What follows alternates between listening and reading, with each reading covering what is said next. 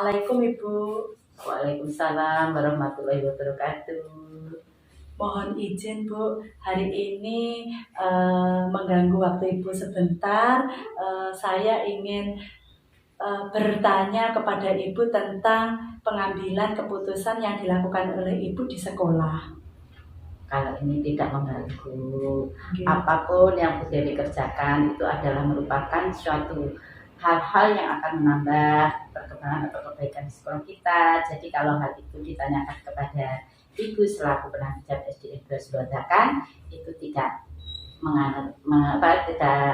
tidak boleh dikatakan itu mengganggu. Itu suatu memang segala sesuatu itu kalau ada memang harus ditanyakan. Terima kasih Bu. Ya. Selama ini bagaimana Ibu dapat mengidentifikasi kasus-kasus yang merupakan dilema atau bujukan moral yang terjadi di sekolah? Kalau di sini di SDN 2 Surabakan, Bu Dewi sendiri kan memang sudah tahu kalau setiap ada kasus atau dilema etika itu pun kita harus segera kita selesaikan atau harus kita selesaikan.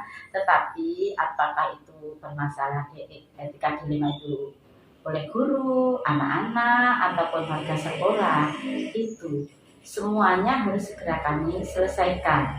Yang pertama, saya harus menggali informasi itu, akar permasalahannya apa.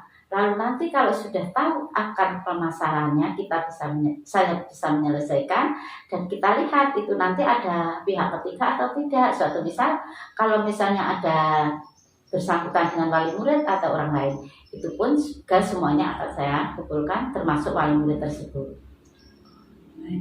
Jadi dalam mengambil keputusan segera Ibu terus mencari akar permasalahannya dulu. Ya, diselesaikan segera itu kalau memang segera diselesaikan. Kalau memang nanti masih memerlukan orang lain, kita pun juga harus memusyawarahkan dengan stakeholder yang ada di sekolah kita. Baik. Selanjutnya dalam menjalankan pengambilan keputusan yang ada di sekolah, terutama untuk kasus-kasus yang ada dua kepentingan yang sama-sama genting atau sama-sama benar atau sama-sama mengandung nilai kebajikan, itu yang dijalankan oleh Ibu seperti apa? Kalau di situ itu ada menghadapi situasi dilema etika yang dua-duanya itu merupakan kepentingan yang sama benar ataupun mengandung nilai kebajikan, kita juga melibatkan orang lain. Nah, di situ kita juga harus menghadirkan orang lain tersebut, misalnya wali murid. Lalu, jika masalah yang muncul adalah kebijakan yang harus saya ambil itu harus kita dahulukan, lalu maka saya harus mempertimbangkan nilai kebajikan itu harus berpihak utamanya kepada peserta didik atau siswa. Jadi dalam pengambilan keputusan tadi tetap mempertimbangkan mana yang urgent ya Ibu, ya, yang utamakan. Yang kita utamakan juga itu nanti tidak akan merugikan orang lain. Berpihak pada peserta didik. Iya, peserta didik dan juga tidak merugikan kepada orang yang lain. Bersamaan itu tadi. Baik. Kemudian langkah-langkah atau prosedur seperti apa yang biasanya Ibu lakukan selama ini dalam mengambil keputusan? Langkah kami yang pertama ya seperti tadi, menggali akar permasalahannya, lalu mengumpulkan data-data ataupun fakta yang sesuai dengan masalah tersebut, lalu mengembangkan alternatif keputusan dan juga mengevaluasi alternatif tersebut. Setelah itu kita harus mengimplementasikan hasil keputusan tersebut. Jadi tetap kembali pada akar masalah tadi. Jadi ada langkah-langkah yang dilakukan ya Bu ya? Iya, kalau kita tidak menggunakan langkah-langkah, hasilnya pun juga akan tidak optimal. Baik. Kemudian hal-hal apa saja yang selama ini Ibu anggap efektif dalam pengambilan keputusan, terutama pada kasus-kasus dilema etika? Sebenarnya tadi sudah saya katakan, yaitu yang kita hadapi kalau dilema tersebut, yang pertama itu yaitu tetap mengidentifikasi atau menggali akar masalah tersebut, membuat daftar masalah yang relevan dengan kasus tersebut, lalu mengidentifikasi siapa saja yang dampak atau yang terlibat dalam kasus tersebut, lalu membuat daftar tindakan. Setelah itu kita harus mengevaluasi. Kalau sudah kita evaluasi, itu fungsinya apa? Untuk mengidentifikasi. Nah, hal tersebut, keputusan yang telah kita ambil, apakah itu sudah benar atau sudah tepat, atau masih ada masih ada keperpihakan kepada salah satu. Dalam langkah-langkah pengambilan keputusan tadi, apakah ada tantangan yang Ibu hadapi, barangkali hambatan atau tantangan dalam mengambil keputusan, terutama pada kasus-kasus dilema etika itu? Ya, namanya kalau segala sesuatu itu kalau kita itu akan mengadakan atau pelurusan, itu pasti ada kendala. Namun kendala itu pun harus kita musyawarahkan bersama. Suatu misal informasi itu kadang itu berlebihan, kadang tidak sesuai dengan kenyataan. Maka dari itu kembali lagi pada tadi, yaitu menggali akar masalah tadi. Nah, selain itu situasi kondisi seperti ketika saya harus mengambil keputusan, itu harus yang genting atau yang tidak, itu harus kita pilah-pilah. Jadi kalau yang genting harus segera kita selesaikan. Tetapi kalau suatu misal masih membutuhkan waktu, maksudnya bukan membutuhkan waktu bagaimana? Maksudnya membutuhkan waktu untuk musyawarah. Maka dari itu saya selaku kepala sekolah itu mengajak kepada semua stakeholder atau guru di sekolah kita itu untuk musyawarah atau kita rapatkan. Jadi melibatkan terutama kalau di sekolah ya di rapat dewan guru seperti itu ya, untuk kepentingan pengambilan keputusan yang tadi sudah Ibu sampaikan, berpihak kalau masalahnya pada anak, berpihak pada murid, pada peserta didik. Jadi kalau kita sekaligus memutuskan sendiri itu pun namanya sekolah itu, benar saya sebagai kepala sekolah tanpa ada mitra kerja baik guru itu tidak akan mungkin berhasil. Baik. Dalam pengambilan keputusan, apakah Ibu itu ada jadwal, Bu? Misalnya untuk menyelesaikan masalah itu apakah diselesaikan di tempat atau memiliki jadwal untuk menyelesaikannya, atau prosedur seperti apa yang biasanya Ibu jalankan? Kalau jadwal sih, kalau kita melihat permasalahannya begini, kan kalau kita itu kalau bisa diusahakan tidak ada masalah. Kalau memang ada yang segera diselesaikan, ya saat itu kita selesaikan. Tetapi kalau memang itu masih ada waktu, ya kita akan menggunakan jadwal, mengajak kolaborasi dengan yang lain yang berada di sekolah itu dan juga yang terlibat pada masalah tersebut. Jadi tergantung urgensi dari masalah ya Bu, akar masalahnya. Dari semua hal yang Ibu sampaikan tadi, pembelajaran apa yang bisa Ibu petik dari pengalaman pengambilan keputusan, terutama mengenai dilema etika? Dalam keputusan dilema etika itu merupakan suatu pembelajaran juga, dan nanti akan menghasilkan hal yang positif di sekolah kita, misalnya yaitu tadi etika-etika yang bagaimana yang kita. Nah, kalau nanti kita sudah memutuskan, kita pertimbangkan nilai-nilai keputusan nanti tadi itu tidak boleh bertentangan dengan dilema etika tadi, dan juga tidak boleh atau kita tidak boleh berpihak pada siapa-siapa. Kita tetap nomor satu adalah berpihak pada siswa atau peserta didik, karena kita sebagai orang tua itu pun juga harus melindungi anak kita. Jadi harus tetap berpedoman pada etika atau nilai-nilai kebajikan yang ada. Terima kasih Ibu atas informasinya, sangat membantu sekali bagi saya dalam terutama saya sedang melakukan program pelatihan guru penggerak ini. Semoga apa yang Ibu sampaikan tadi, banyak sekali ilmu yang saya dapatkan. Terima kasih Ibu atas waktunya. Ya, begini Bu Dewi, ya, karena dengan adanya Bu Dewi terjaring sebagai calon guru penggerak, sekolah kita pun juga akan lebih maju, dan nanti hal-hal apa yang didapat Bu Dewi dari GDW itu harus dikembangkan. Suatu misal Bu Dewi kan tidak mungkin akan tetap di sekolah sini, mungkin akan di sekolah lain sebagai pemimpin, mungkin mengembangkan dengan guru-guru yang lain, itu sebagai bekal pendidikan dan juga harus dikembangkan. Terima kasih Bu, terima kasih sekali. Saya sangat salut dan terima kasih kepada Bu Dewi. Semoga kesuksesan menyertai Bu Dewi dan ke depan sekolah kita maju, dan juga nanti kalau di sekolah lain Bu Dewi bisa membawa kemajuan sekolah tersebut. Amin. Terima kasih Bu. Sama-sama. Selamat Terus siang. semangat kerja dan Siap, semangat belajar. siap. Walaupun sudah bekerja, tetap tidak boleh meninggalkan belajar untuk Siap. perubahan. Siap, terima kasih Bu. Sama-sama. Assalamualaikum. Selamat sore Pak Anto. Selamat sore Bu Dewi. Mohon maaf Pak Anto mengganggu waktunya. Ini tadi baru bersih-bersih ya Pak Anto. Ya betul, kan ada pembagian tugas dari Forum K3S Kecamatan Trenggalek untuk kita itu bakti sosial di SD yang terdampak banjir. Iya, mohon maaf, mungkin pakaian kita seperti ini Pak Anto. Iya. Saya pakai kaos karena ini tadi di Kabupaten Trenggalek ini terkena bencana banjir. Jadi kami, Iya. Pak Anto juga, Iya. baksos ini tadi Pak. Iya. Dan sekarang ini juga sudah turun hujan. Mudah-mudahan banjir tidak datang lagi ya Pak Amin, Anto. amin. Tapi Baik. nggak apa-apa ya saya lumpur-lumpur begini. Nggih, tidak apa-apa Pak Anto, tidak apa-apa. Mohon maaf ini nanti saya akan berbincang-bincang dengan Pak Anto bagaimana Pak Anto dalam pengambilan keputusan terutama kasus-kasus dilema etika yang Pak Anto jalankan. Ya Pak Anto? Iya, iya.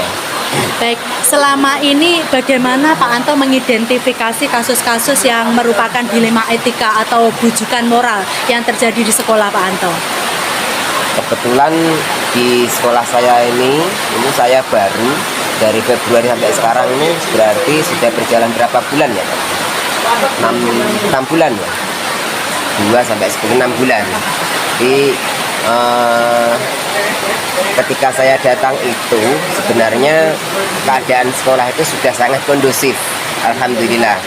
Tapi ada beberapa contoh, semisal ketika saya menginginkan suatu kegiatan itu yang di dalam ekspektasi saya, tetapi belum tercapai ekspektasi saya tersebut. Semisal ketika saya ingin menggiatkan paguyuban sekolah misalnya.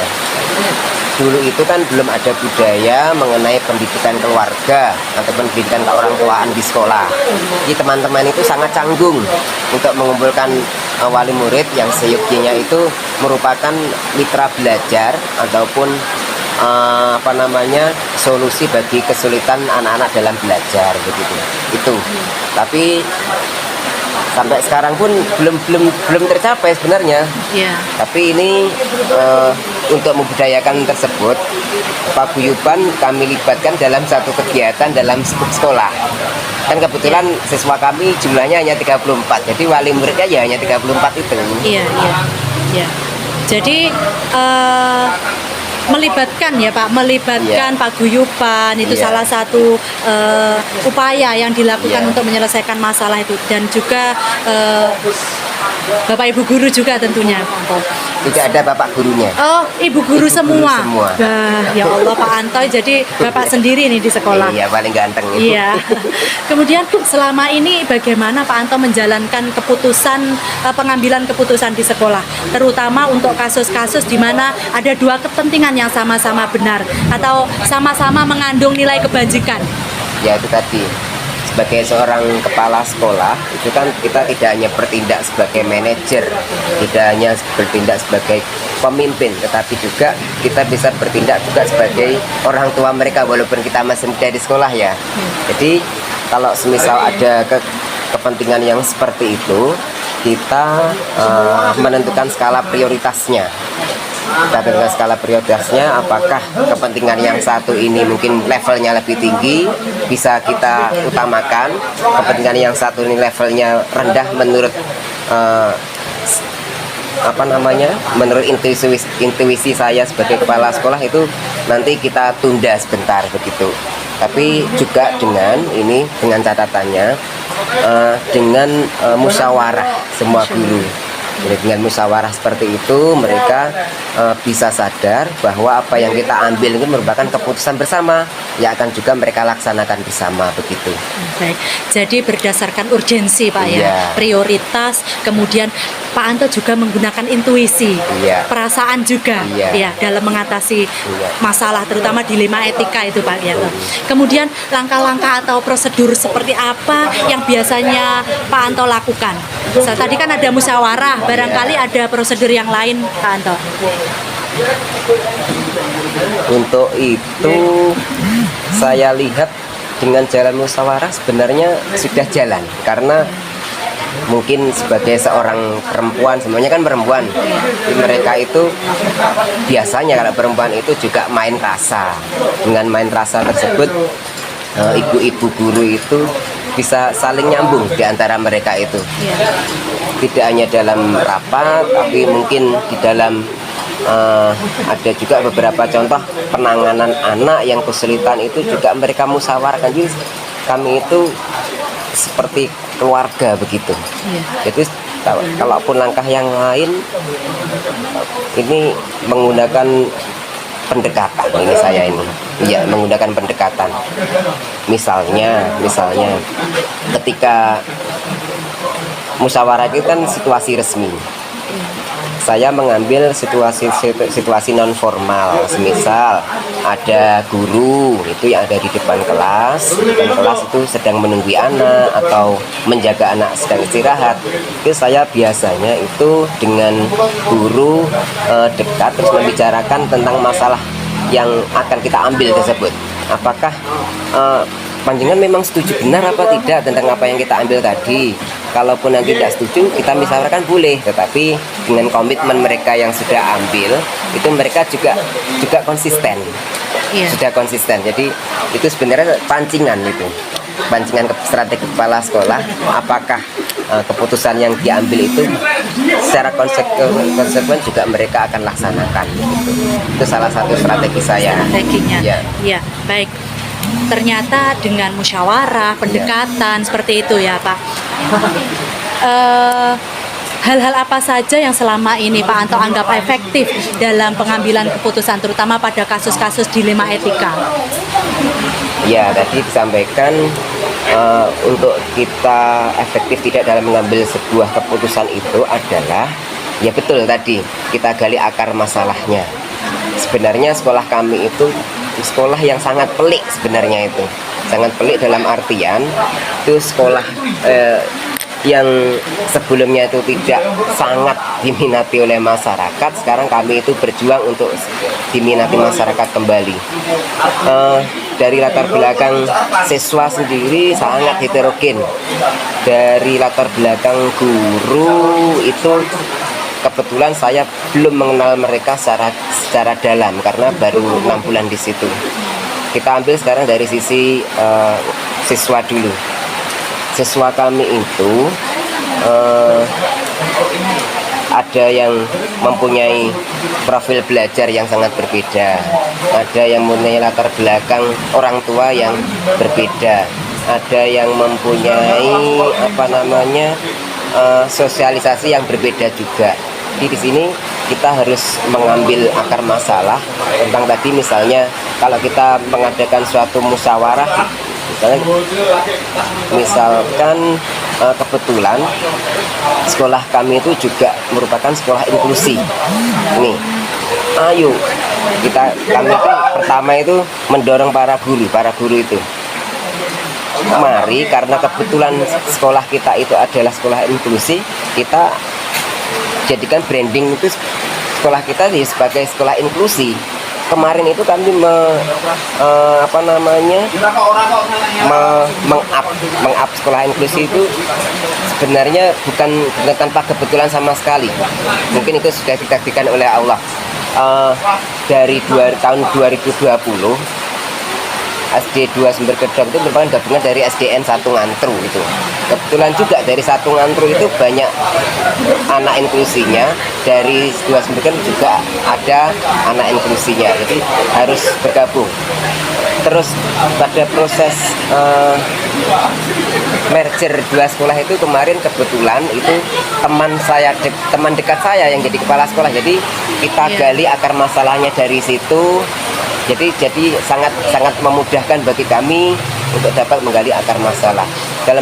menciptakan branding tadi, sekolah inklusi dengan pelayanan inklusi, dengan output juga yang merupakan inklusi. Jadi inklusi di sini semuanya, bukan dengan anak yang berkebutuhan khusus. Semua pelayanan sekolah kami jadi sekolah inklusi. Betul, tadi latar akar masalahnya kita gali. Mengapa sekolah SDN 2 Sumber Gedeng kok tidak diminati masyarakat? Sudah ketemu akar masalahnya. Sudah kami identifikasi menjadi sebuah program. Program kami adalah kembali mencuatkan nama SDN 2 Sumber Gedong dengan aura-aura positifnya, begitu. Mereka setuju kita munculkan aura-aura positif sehingga inklusivitas sekolah ini dapat tercium di dunia luar, begitu. Baik, itu tadi kalau saya boleh menangkap ini tadi yang disampaikan Pak Anto, salah satu tantangan itu tadi Iya, Pak Anto, karakteristik, berat. tantangan. Terus apakah pernah terjadi kasus-kasus dilema etika pada siswa inklusi barangkali dengan wali murid atau dengan pihak lain? Banget. Iya, berarti Ada. itu tantangan sendiri. yang lain. Ya, tantangan tersendiri. Iya.